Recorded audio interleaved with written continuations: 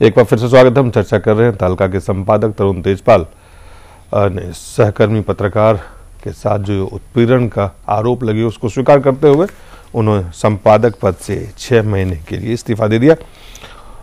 जांच की मांग है, गोवा पुलिस जांच की शुरुआत कर चुकी है, कार्रवाई की मांग है और इससे भी बड़ा सवाल है कि जो लोग समाज को दिशा देते हैं, समाज के तमाम बुराइयों को उजागर करते हैं, तमाम सवाल पूछते हैं, वो सवालों के घेरे में हो तो उसका निदान कहां से निकाला जाए। आपको हम दिखाते हैं बीजेपी और एनसीपी के नेता ने क्या प्रतिक्रिया दी है। कहूंगा लेकिन इतना ही कह सकता हूं कि जमाना बड़े गौर से सुन रहा था, तुम ही फंस गए दास्ता कहते कहते। तो जो दास्ता, इस दास्ता को आप बताते थे नैतिकता की दास्ता, देश को नैतिकता का पाठ, उसमें कहीं ना कहीं आप खुद उलझ गए। इसलिए जो कानून है अपना काम करेगा और कानून के तहत जो भी कानूनी कार्रवाई होनी चाहिए वो होगी। मैं समझता हूं जिस प्रकार से उन्होंने 6 महीने की मोहलत ली है, तो इस बीच में तमाम चीजों का स्पष्टीकरण हो जाना चाहिए कि जो आरोप उन पर लगे हैं वो सही है या गलत है। अगर आरोप सही हो तो बहुत ही गंभीर मसला है कि एक वरिष्ठ पत्रकार होकर अगर कुछ इस तरह की बात उनके द्वारा हुई है तो ये चिंता का विषय है। और मनीष तिवारी, सूचना प्रसारण मंत्री, ने क्या कहा वो आपको हम दिखाते हैं।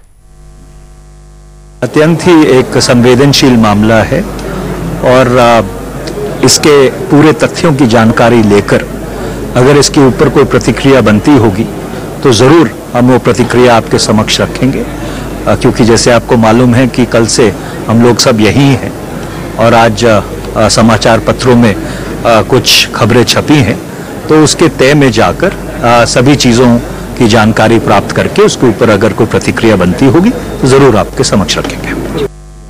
और बीजेपी के प्रवक्ता है मीनाक्षी लेखी, उन्होंने क्या मांग किया। यहाँ पर महिला जो कि बिल्कुल अलग बैकग्राउंड से आती है, पढ़े लिखे परिवार से और upper middle class journalistic background से आती है, वो पुलिस को कंप्लेंट करती है और अगर आप उस कंप्लेंट को पढ़ें तो ये रेप केस है। 375 की डेफिनेशन में आता है और उस मामले को ढकने की कोशिश की जाती है 6 महीने की पेड हॉलिडे पे जाने की। मतलब ये हुआ कि मान लीजिए कि अरुण जेटली जी हमारे चीफ है, वो बाहर जाते हैं काम से, वो कहे कि 6 महीने के लिए मीनाक्षी तुम जरा देख लेना मीडिया सेल और सब निर्णय ले लेना, मैं फोन पे अवेलेबल हूं और मैं अपना काम करते रहो। ये क्या सजा हुई?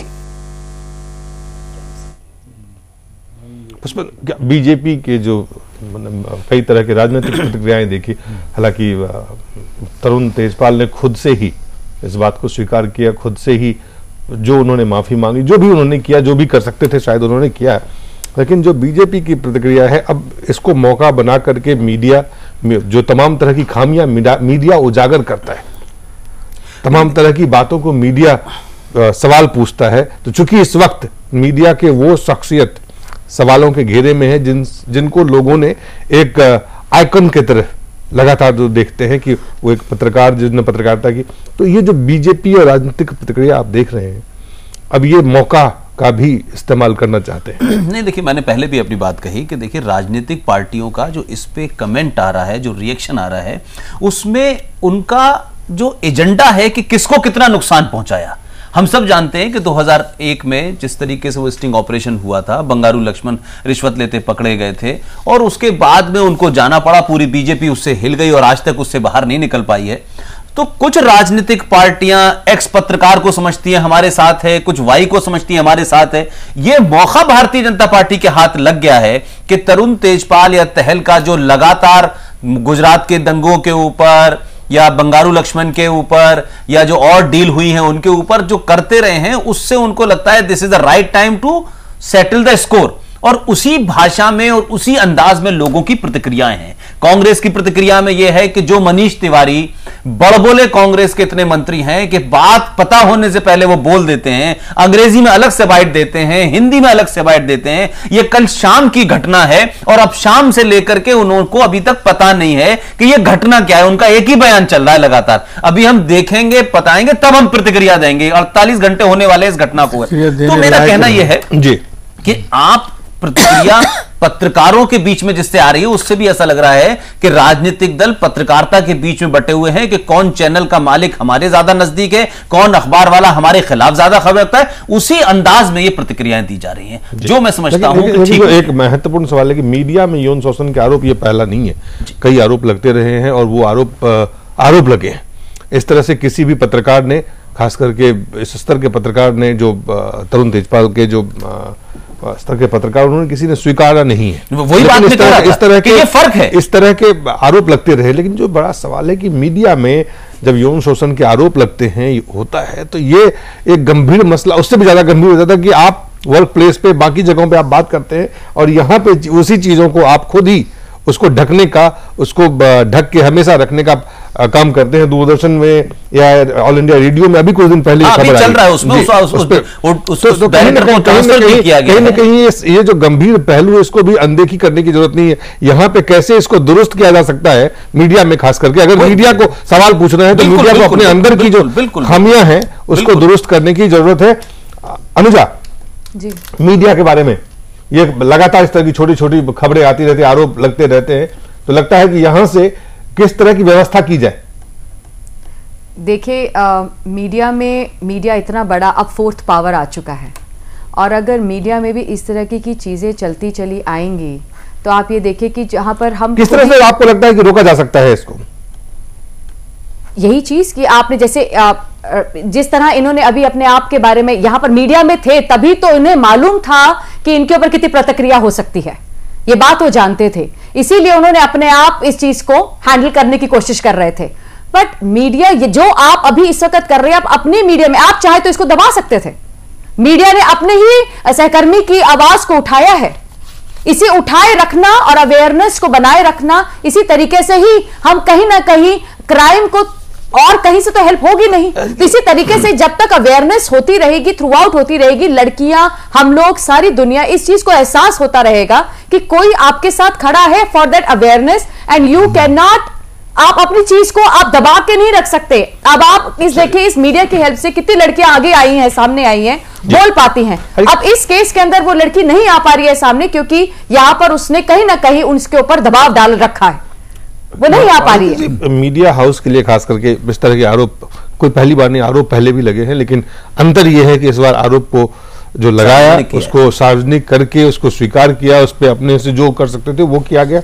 तो मीडिया हाउस के लिए खास करके यौन शोषण को रोकने के लिए मीडिया में, क्योंकि मीडिया तमाम इस तरह के चीजों को लगातार उठाती रहती है, आसाराम हो या राजनेता हो या और कहीं पे भी हो, तो कहीं से शुरुआत होनी चाहिए इसको रोक के लिए। उसको कैसे, कहां से उसकी शुरुआत होगी? ऐसा है कि पुलिस जो है क्रिमिनल्स के खिलाफ कार्रवाई करती है ना, लेकिन अगर पुलिस वाला क्राइम करे तो उसके साथ क्या होता है? क्रिमिनल वाले ही तो वही काम नेता, जज, पत्रकार सबके साथ होना चाहिए अगर वो गलत काम करते हैं, उनके खिलाफ कार्रवाई होनी चाहिए, सीधी सी बात। इसमें एक तो यह है कि जो विशाखा गाइडलाइंस हैं, आज जिस तरीके की बात इस ऑर्गेनाइजेशन में हुई कि जो विशाखा गाइडलाइंस सुप्रीम कोर्ट ने दी हैं कि आप जिस ऑर्गेनाइजेशन में हैं वहां अगर महिला कर्मचारी काम कर रहे हैं तो 3 लोगों की कमेटी होनी चाहिए ताकि रूटीन में वो उनसे अपनी बात कह सके। इससे एक तो साबित हो गया कि जितने भी मीडिया हाउसेज उसमें नहीं है। मुझे पता है एक हिंदी के बहुत बड़े संपादक हैं, उनके ऊपर आरोप लगे, क्योंकि मैं निजी तौर पर जानता हूं, और उसके बाद में उनके नीचे काम करने वाले 4 लोगों ने जाके ऑफिस में कहा,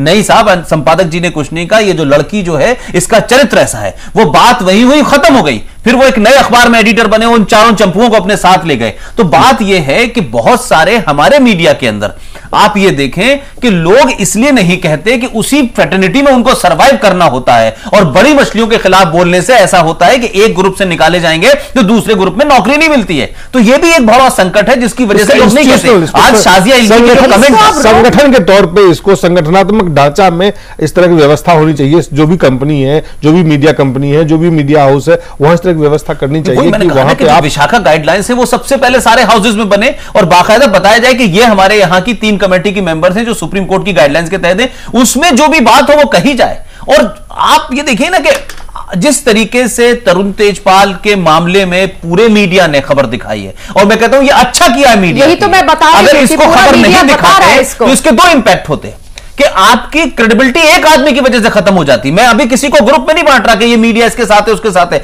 लेकिन तरुण तेजपाल की खबर उतनी ही शिद्दत और उतने ही बार बार चलाई जा रही है जितनी किसी और क्रिमिनल के चलाई जाती है। इसलिए मैं कह रहा हूं कि अगर ये नहीं होगा और जो आगे लोग हैं या जहां होता है, जहां दबे छुपे रूप में हो रहा है, चाहे वो AIR में हो, चाहे दूरदर्शन में हो, चाहे इस टीवी में हो, जब तक इसमें लोग बोलेंगे नहीं तब तक बात नहीं आएगी। अब देखना यह है कि इसमें उन पे FIR होती है, वो जेल जाते हैं, मुकदमा चलता है, वो एक लीगल मामला है। इंपॉर्टेंट बात यह है दिलीप इसमें कि जिस लड़की ने यह बात कही है, जो लड़की विक्टिम है, कहीं उसके 6 महीने बाद, 8 महीने बाद, 4 महीने बाद उस लड़की को यह फैटर्निटी विक्टिम तो नहीं करती, उसको विक्टिमाइज तो नहीं करती। यहां से निकाला तो फिर वहां नौकरी नहीं, फिर वहां यह भी मैसेज जाएगा इससे कि इस तरीके से लोग या लड़कियां नहीं बोलेंगी। तो लिहाजा तरुण तेजपाल के ऊपर जो कार्रवाई होनी है वो तो लीगल उसमें होगी, लेकिन उस लड़की का क्या वो इस ऑर्गेनाइजेशन में कितने दिन तक रहती है, किस बहाने से निकाली जाती है और उसके बाद उसकी नौकरी का क्या होता है, यह भी मैसेज सबको जाएगा।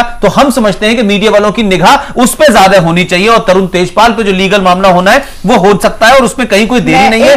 अपने आप पुलिस सुओ मोटो ले सकती है, वो उसकी रिटन कंप्लेन है, उसके लिए किसी को वेट नहीं करना चाहिए, उसमें कोई दिक्कत नहीं है। ये अनुजा, मैं एक बात कहूंगी कि हमारे पूरे सिस्टम में कहीं पर भी विक्टिम राइट्स के बारे में कोई बात नहीं करता है। हमारे लिए ऑफेंडर राइट्स हैं, हमारा पूरा लॉ जो है वो ऑफेंडर सेंट्रिक है, जज सेंट्रिक हो जाता है, पर क्या विक्टिम सेंट्रिक है? हमारे पूरी कंट्री में ऐसी कोई लॉ नहीं है इससे रिलेटेड। तो कहां विक्टिम कहां जाए? हम ज्यादा कोशिश करते हैं कि हम देखिए अभी भी हम कहीं ना कहीं कोशिश करेंगे ऑफेंडर के लिए कोई ना कोई जॉब मिल जाए, उसके लिए वो करते हैं। क्या कोई पूछता है कि विक्टिम क्या गो थ्रू करता है? जो अभी मेरे कोलीग अभी यहां पर बोल रहे हैं कि एक्चुअली विक्टिम क्या गो थ्रू करता है, उसको क्या कोई संस्था पूछती है? क्या कोई साइकोलॉजिस्ट उसके पास होती है? क्या कोई उससे बात करने के लिए है? इस वक्त वो लड़की छुपे दबे, आपको मालूम है कि इस वक्त उसके ऊपर कितना प्रेशर होगा, लेकिन उसने कोई FIR या कोई कार्रवाई खुद से नहीं की। वो कैसे करेगी FIR? आप बताइए, वो कैसे करेगी FIR करने की जरूरत नहीं है, पूरा केस रिटन में है, सुओ मोटो पुलिस कर सकती है, उसमें कोई इशू नहीं है। आप ये देखें कि वो जो लड़की थी जब सुप्रीम कोर्ट के रिटायर्ड जज पे लगाया है, उसने भी FIR नहीं की थी। बात उसने कही सुओ मोटो कोर्ट लेती है, पुलिस सुओ मोटो ले सकती है। किरण बेदी जी भी यही कह रही थी, इशू ही नहीं है ऐसा। चलिए एक ब्रेक लेते हैं, ब्रेक के बाद जल्द वापस लौटते हैं।